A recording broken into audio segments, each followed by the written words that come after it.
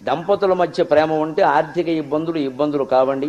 ముఖ్యంగా ఆడవాళ్ళని మగవాళ్ళు బాగా ప్రేమగా చూసుకోగలిగితే ఆర్థిక వ్యవహారం ఆడవాళ్ళ చేతుల్లో పెట్టేస్తే మొత్తం అమాంబాబుతో జీతం ఏమో 50,000 వచ్చింది, కానీ ఇల్లాలా ఏం చేస్తావో నాకు తెలియదు, 10,000 మిగిలాయి, అన్ని వాయిదాలు కట్టాల్సినవన్నీ కట్టేశా, ఇక 10,000 మీకు ఎందుకు అలా కూర్చొని సోఫాలో పద్యాలు పాడుకుంటూ నేను చూసుకుంటానుగా అని మొత్తం మెయింటైన్ చేస్తున్నాడు.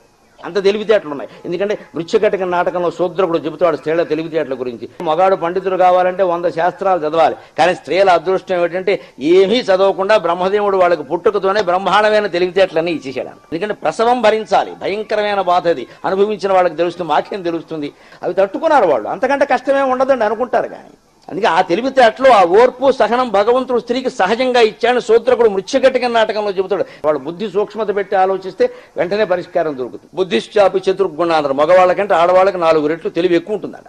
అందుకని దాన్ని మనం ఆశ్రయించి